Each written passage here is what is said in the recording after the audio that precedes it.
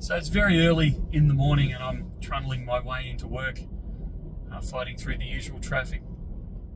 And I realised it's been a while since I've done a musings of a bullion dealer. And I know most of the way in this morning, my brain has been churning over two things. One of them, when I first start out on it, will not sound like it's anything to do with bullion. The other is directly related. But it's particularly the one that it sounds unrelated to bullion. It's one of the reasons why I know that I will always have a job in bullion if I want, and also the fact that bullion, particularly gold bullion, will always have a place in a responsible investment portfolio. And it comes back to two things. Joe, I'm not a US citizen. I don't vote in US elections.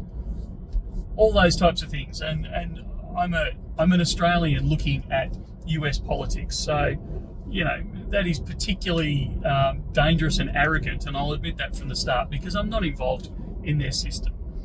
But it's more, I'm trying to highlight something that Joe Biden said overnight in Australian time, that politicians do around the world, and probably the bigger concern is populations of people, you and I, expect them to do this.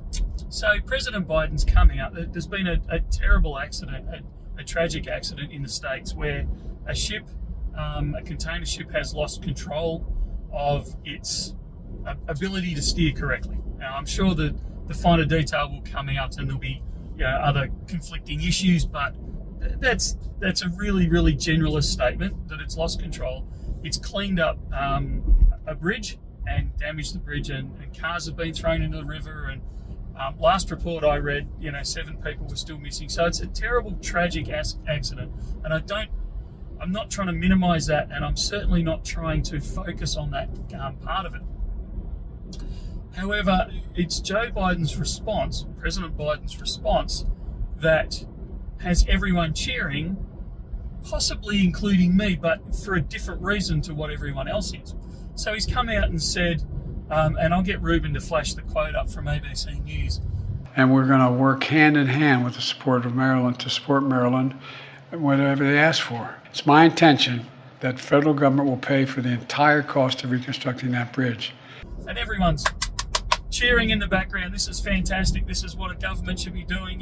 This is wonderful. It's, he's looking after the people and all that sort of stuff.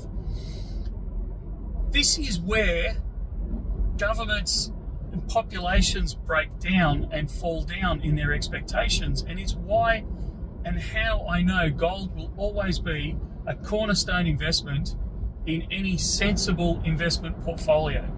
So play this one out with me. The federal government comes in, they spend, if you want something done at the highest cost and most inefficiently, you get a government organisation involved. And I apologise to any public servants out there that I've just offended.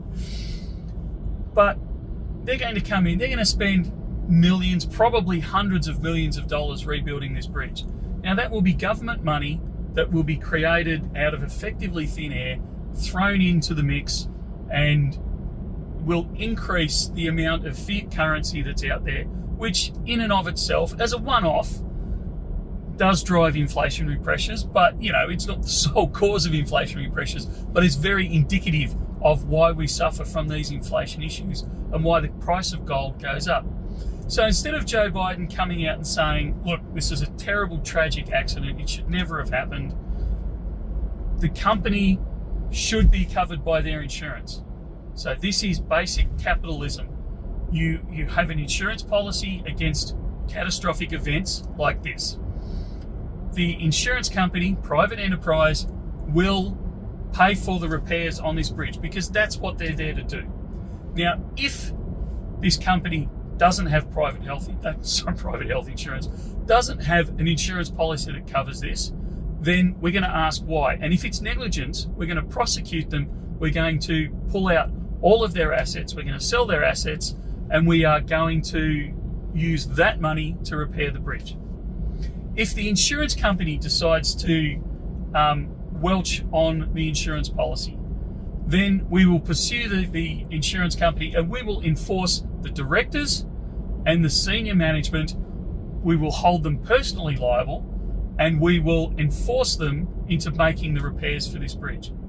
So instead of leaping to the vote popular, yes, we'll pay for it, we'll make sure it's all good, they would be far better off saying, actually, there is a position, there should be a place out there that is already going to, a private enterprise that is already going to pay for this bridge. So instead of stimulating the economy, instead of throwing money needlessly out there, government money that's not his, out there to repair an essential item in the community, and it absolutely is essential, he should place the blame and the responsibility at the feet of those that should be responsible for this and make them pay for it. So we're not stimulating extra money in the economy. We're not stimulating extra inflation, and which leads to all these other problems that most of the Western world is currently facing. It is a vote buying exercise, and it will be supported, and everyone will think it's a great thing. But people aren't scratching below the surface saying, why is a government getting involved in this? The company should have insurance for this. The insurance company should be paying it, or the company should be liable. And only if those things fall over should a government come in and say, look, the wheels have fallen off. It's a terrible accident, a tragic accident, and the company has not done the right thing, or the insurance company has not done the right thing. Now we will step in and we'll back it up.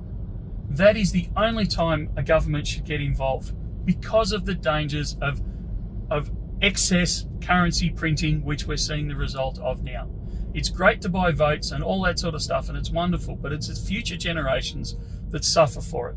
Now, how do I bring that back to gold bullion? It's because of these decisions. It's because that politicians are so predictable the world over.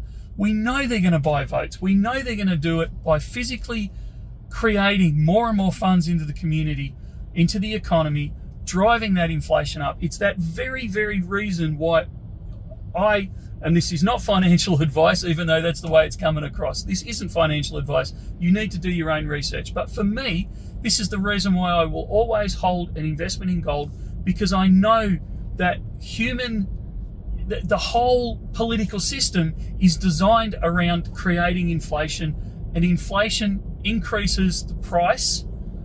I know we can argue about semantics here, but you know what I mean. It increases the value of gold and physical assets every single day of the week. And it's why when I read these articles, and this is the second comment that I was referring to right back at the start, where, somebody comes out and says, oh, gold's going back to $800 US an ounce. Look, it's entirely possible, but even if it did, and I don't believe it will for a millisecond, but even if it did, it's only going to stay there briefly, because these muppets that run our countries are always going to be buying votes. They're always going to be stimulating economies. They're always going to be throwing money hand over fist every 3 or 4 years when they're up for re-election to try and buy their position of power again and again and again and again.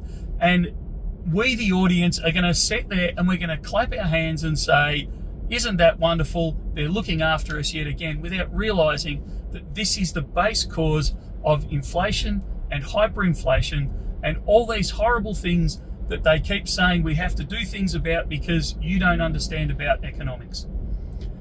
Educate yourself, understand what these decisions mean, understand how this is gutting the future generations, and understand that the way you can protect yourself, one of the ways, is physical assets. And of course, being a bullion dealer, my bias is towards gold. I'll get off my soapbox now. I get wound up about these things, and I probably shouldn't at this time in the morning. Thanks for listening. We'll talk again very, very soon. See ya.